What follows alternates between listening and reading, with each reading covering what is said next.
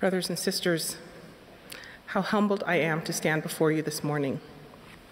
I knit my heart with yours in gratitude to be assembled Connaissance pour la bénédiction d'être rassemblés across the world, to hear messages afin d'écouter les messages de prophètes, apôtres, voyants, révélateurs et dirigeants dans le royaume de Dieu. Figurativement, nous sommes comme le peuple du roi Benjamin. Nous dressons nos tentes et ouvrons nos portes dans la direction du prophète de Dieu sur la terre. Russell Nelson. Aussi loin que je m'en souvienne, j'ai toujours eu une mauvaise vision et j'ai toujours eu besoin de verres correcteurs pour l'améliorer. Quand j'ouvre les yeux chaque matin, je suis désorientée. Tout est flou, granuleux et déformé. Même mon mari ressemble plutôt à un portrait abstrait qu'à l'homme bien-aimé et réconfortant qu'il est vraiment. Mon premier réflexe, avant de faire quoi que ce soit d'autre au début de la journée, est d'attraper mes lunettes pour donner du sens à ce qui m'entoure et avoir une expérience plus riche en m'en servant pour m'orienter tout au long de la journée. Au fil des ans, j'ai pris conscience que ce réflexe illustre ma dépendance journalière à deux choses. Premièrement, un instrument qui m'aide à avoir une vision claire, nette et sans fluctuation du monde qui m'entoure. Et deuxièmement, le besoin d'un guide tangible pour continuellement me tourner dans la bonne direction. Ce réflexe quotidien, tout simple, reflète une observation importante à propos de notre relation avec le Sauveur Jésus-Christ. Dans notre vie, qui est souvent remplie de questions, de soucis, de pressions et d'occasions, l'amour de notre Sauveur pour chacun de nous, individuellement et en tant qu'enfants de l'Alliance, ainsi que ses enseignements et ses lois, sont des sources d'aide semblables à une lumière qui brille, illuminant nos yeux et vivifiant notre intelligence, et sur lesquelles nous pouvons nous reposer chaque jour.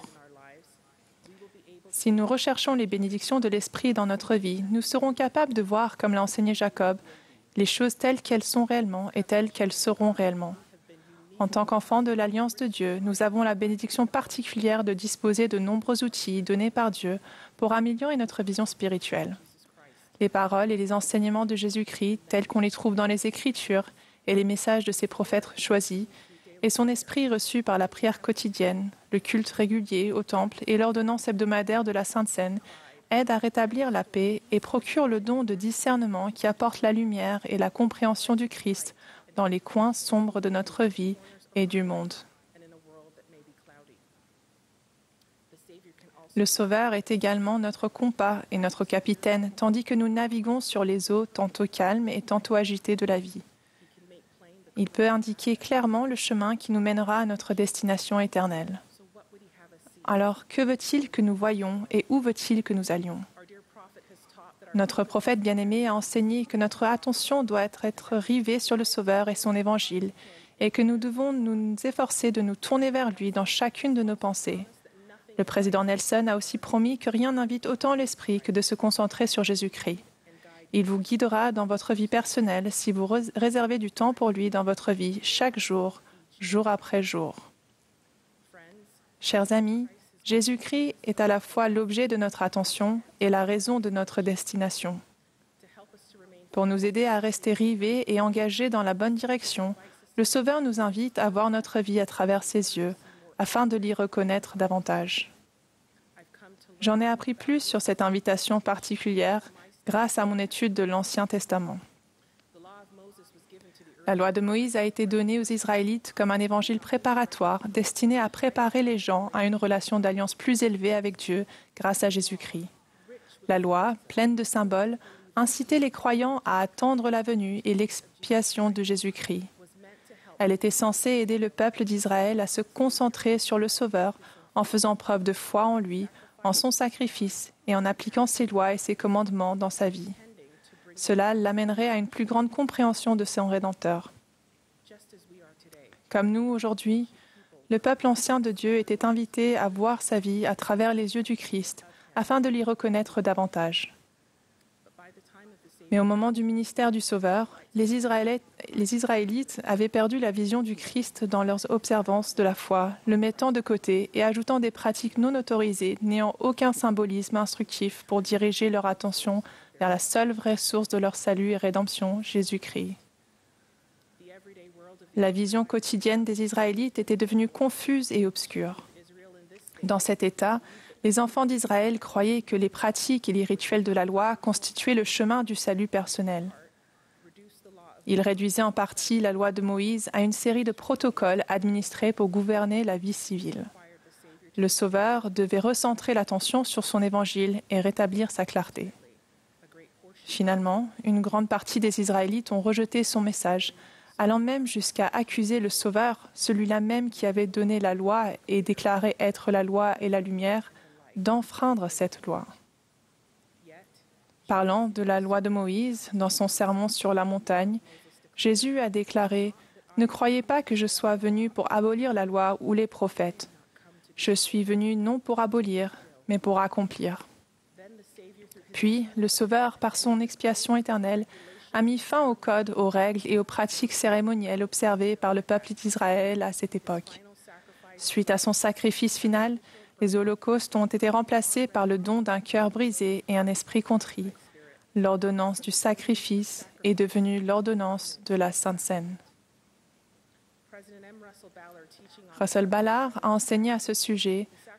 On pourrait dire que le sacrifice s'est déplacé de l'offrande à celui qui l'a fait.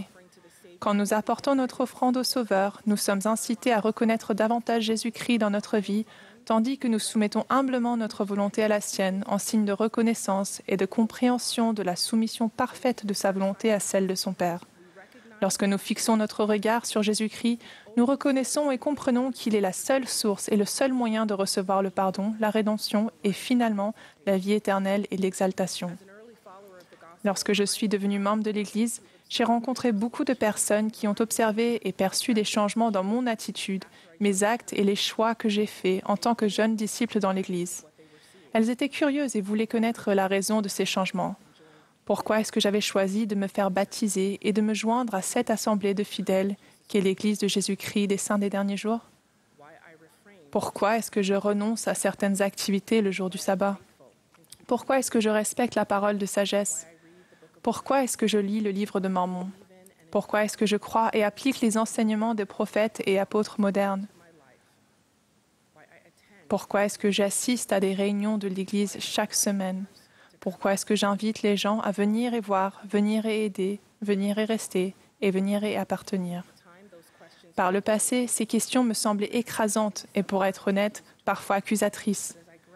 Mais tandis que j'étais confrontée au regard inquisiteur des gens, j'ai pris conscience que leur examen était en fait ma première incitation à mettre une paire de lunettes spirituelles pour clarifier ma vision et consolider ce qui me motivait à adhérer aux pratiques et aux principes de l'Évangile. Quelle était la source de mon témoignage?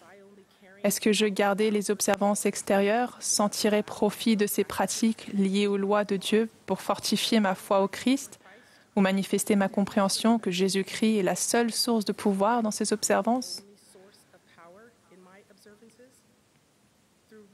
À travers mes efforts rigoureux pour regarder vers Jésus-Christ et le chercher dans chacune de mes pensées et actions, mes yeux se sont ouverts et mon intelligence s'est vivifiée, de sorte que j'ai reconnu que Jésus-Christ m'appelait à venir à lui. Quand j'étais encore une jeune disciple, les missionnaires m'ont invité à les accompagner pour enseigner l'Évangile à un groupe de jeunes filles de mon âge. Un soir, assise dans la maison de l'une de ces jeunes filles, mon cœur a été touché en entendant leur tendre question « Pourquoi crois-tu » Avec une compréhension approfondie de la vision du Seigneur, j'ai eu l'occasion de leur témoigner de ce qui me motivait à être son disciple, et cela a affiné mon témoignage grandissant.